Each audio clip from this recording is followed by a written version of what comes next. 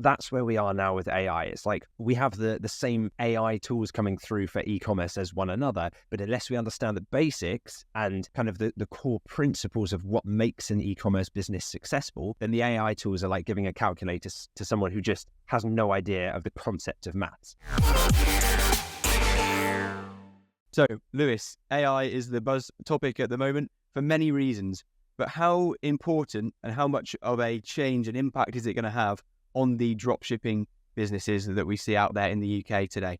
Yeah, well, AI is absolutely transforming a lot of the manual tasks that we would have had to do at the old-fashioned way originally and traditionally into a much more automated and efficient way of operating. So specifically in the sphere of dropshipping, the world that we are immersed in, many of the tasks are being automated, which were once manual and would take us hours to achieve ourselves, kind of going through step by step. So not leveraging AI, I think at the moment, is really just leaving money on the table. So this is not a negotiable. This is something that we are going to have to embrace as entrepreneurs to remain at the forefront of this huge technological wave and advancement that's happening, which is great if you embrace it and you're willing to learn and adapt, which is something that we're usually very good at as entrepreneurs. So in today's episode, we'll try and cover around how we're doing that, what we're seeing happening in our communities, and some of the exciting things on the horizon as well with AI. So I think it's creating a huge opportunity for people to really capitalize on it,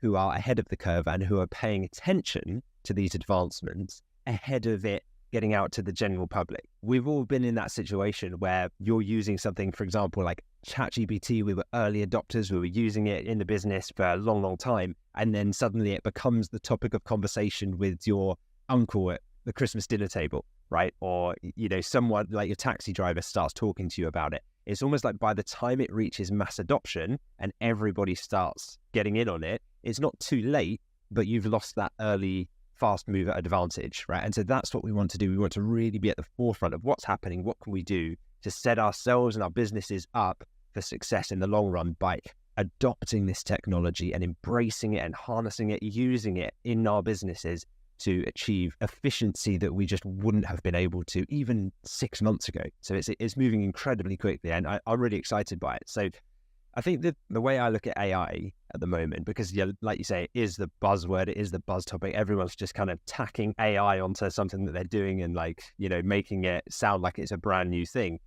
But AI is like, I think of it like attaching rockets to a car, right? The car has to still be pointed in the right direction of where you want it to go. Someone's got to be steering the car, because without it, you're just going to whiz around in circles, you know, spend your life on TikTok looking at these cool filters and AI and ways that aren't going to really enhance your productivity or bring you any results or success, and you're not really going to get anywhere. Whereas if you have a clear direction, you know where your business is going, you're steering the car and you attach rockets, it can supercharge your results and your efficiency. So I remember back in the day when I first started my e-commerce businesses back in 2017, I think it was, I remember having to come up with ideas for the types of content that we'd feature on our blog.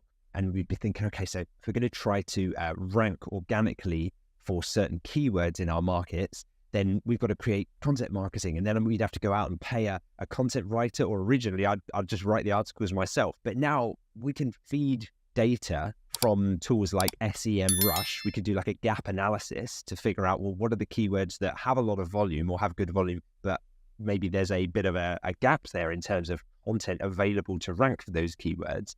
And we can plug that data into an AI tool, something like Claude or Bard or ChatGPT, any of these large language models, and we can use it to then give us ideas around those keywords and that topic gap analysis, and just give us the inspiration and the structure. You know, I'm not saying we put it in and just say, okay, write us an article and then that's it, that's all we have to do. I think we still have to take the approach, or certainly we are taking the approach of personalizing it to ensure that it's still created by a human.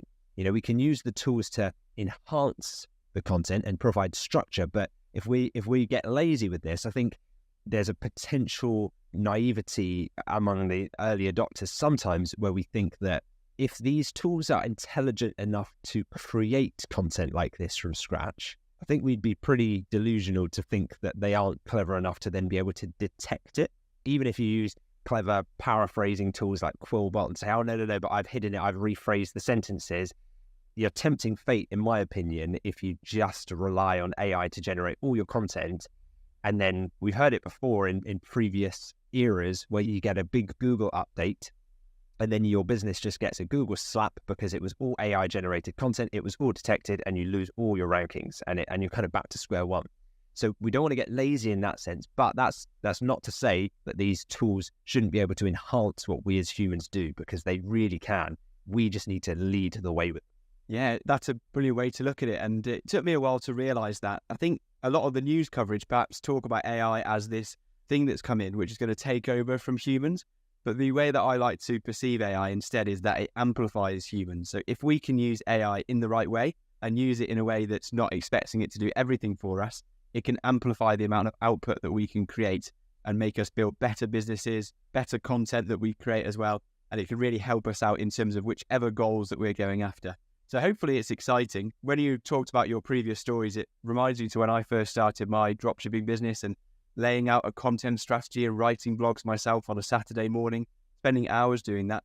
And now the exciting opportunity that is AI, for anyone starting dropshipping now, they can do what would take me a few hours in a few minutes, thanks to the right tools with AI. So it's an exciting time, definitely, and a huge opportunity that I'm hoping we can get across to people in today's episode. But let's talk specifically about some of the tools that are out there that we'd use for a dropshipping business. Could you give us some recommendations or some of the tools that you use, Lewis, for your businesses?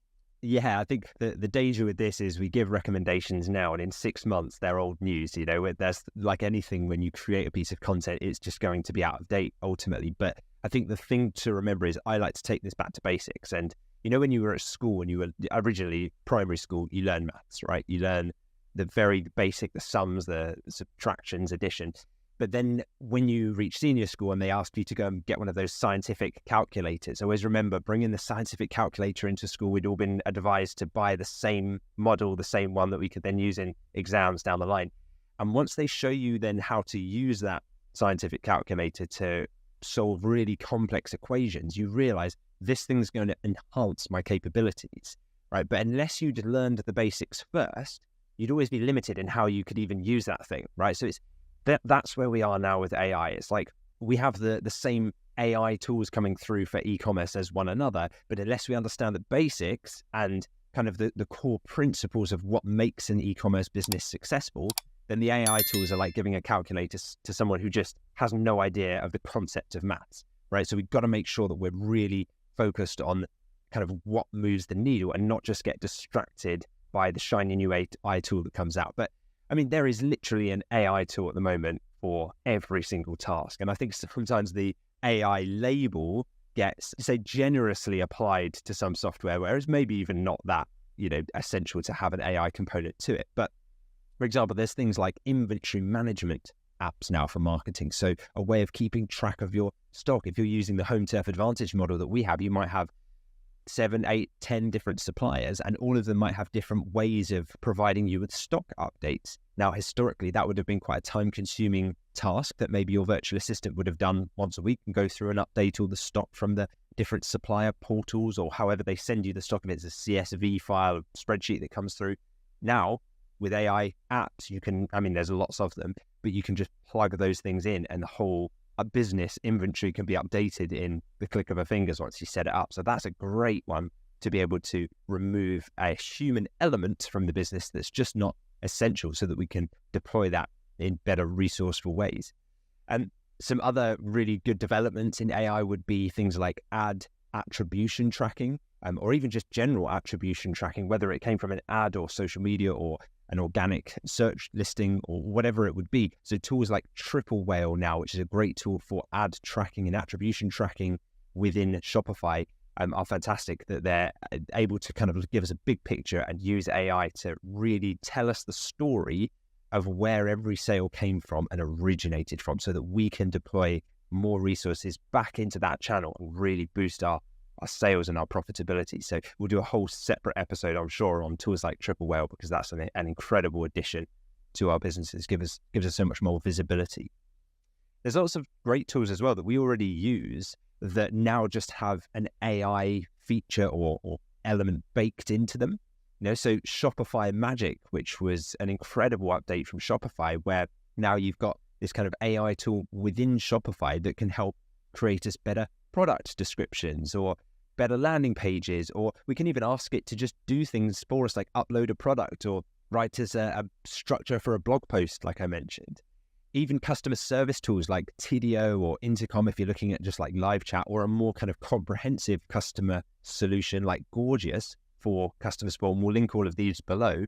And like you can use AI to feed it the knowledge of your store. So like all of your FAQ library, all of the customer questions you've had, even like the email inbox of questions that you've ever had, so that it has a library of information and can answer a live chat instantly, 24/7, 365 days a year, with the correct answer to get that sale closed. Imagine what that's going to do for your business. It's like having a product expert virtual assistant who never sleeps, who works every day of the year and knows more than you about the business and can answer 100 customers within a second all at once. It's just like, when you think of it like that, these are incredible advancements that we want to be on the forefront of.